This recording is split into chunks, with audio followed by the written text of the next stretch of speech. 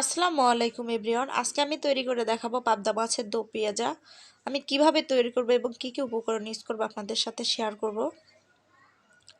এখানে আমি পাবদা মাছ ভালো করে কেটে ধুয়ে পরিষ্কার করে নিয়েছি কাঁচা মরিচ ফালি, 1.5 কাপ পরিমাণ পেঁয়াজ কুচি করে নিয়েছি স্বাদ মতো লবণ, 1 চা চামচ রসুন বাটা, 1 চা চামচ জিরা বাটা, 1 চা চামচ আদা বাটা, 1 চা চামচ লাল মরিচের গুঁড়ো, 1 চা চামচ হলুদ গুঁড়ো। মাছ মেখে নিব, এজন্য দিয়ে দিব সামান্য পরিমাণ কিছু লবণ, দিয়ে দিব সামান্য পরিমাণ হলুদ। মাছ হলুদ লবণের সঙ্গে ভালো করে মেখে নিব।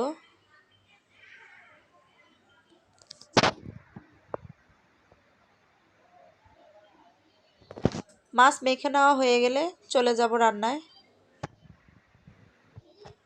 চুলায় একটি প্যান গরম করে নিয়ে দিয়ে দিব 3 টেবিল চামচ পরিমাণ তেল।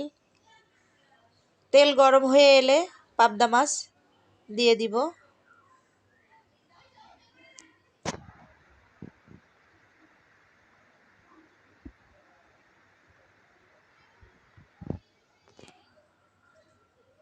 খুব অল্প করে ভেজে নিতে হবে, বেশি ভাজা যাবে না, বেশি ভাজলে পাবদা মাছের স্বাদটা চলে যাবে। এক পাশে ভাজা হয়ে গেলে আমি আবারও অন্য পাশ ভেজে নিব।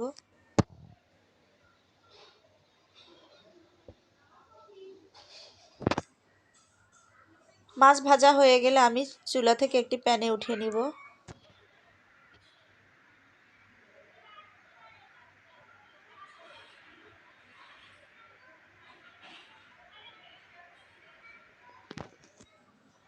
একই তেলে আমি দিয়ে দিব পেঁয়াজ কুচি,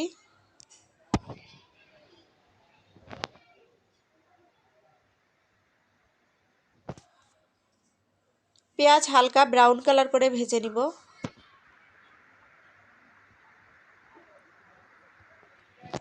পেঁয়াজ হালকা ব্রাউন কালার ভাজা হয়ে এলে এর মধ্যে দিয়ে দিব 3 টেবিল চামচ পরিমাণ পানি। সবগুলো মশলা দিয়ে দিব।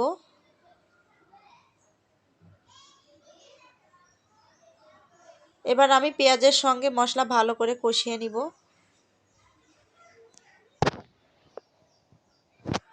মশলা ভালো করে কষানো হয়ে গেলে এর মধ্যে দিয়ে দিব পাবদা মাছ।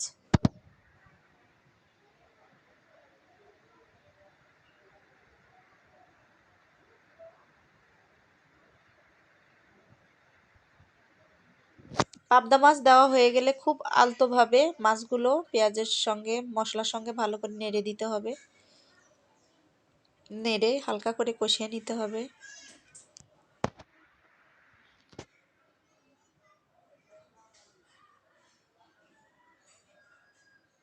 আমার মশলার সঙ্গে মাছ ভালো করে কষানো হয়ে গেছে, এর মধ্যে দিয়ে দিব 1 কাপ পরিমাণ পানি। পানি দিয়ে আমি ঢাকনা দিয়ে ঢেকে 5 মিনিট রান্না করে নিব। 5 মিনিট পর ঢাকনা খুলে নিব। আমি নেড়ে দিব না, এতে করে মাছ ভেঙে যাওয়ার সম্ভাবনা বেশি থাকে।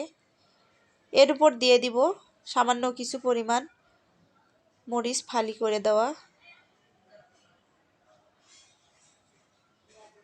আবারও আমি ঢাকনা দিয়ে 2 মিনিটের মতো রান্না করে নিব। 2 মিনিট পর ঢাকনা খুলিয়ে নিব।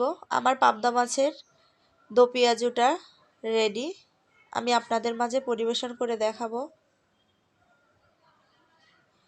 খুব অল্প উপকরণে তৈরি করা যায়। এই পাবদা মাছের দো পেঁয়াজিটা খেতে খুব ভালো লাগে। আপনারা অবশ্যই বাসায় ট্রাই করবেন। আমার ভিডিওটি ভালো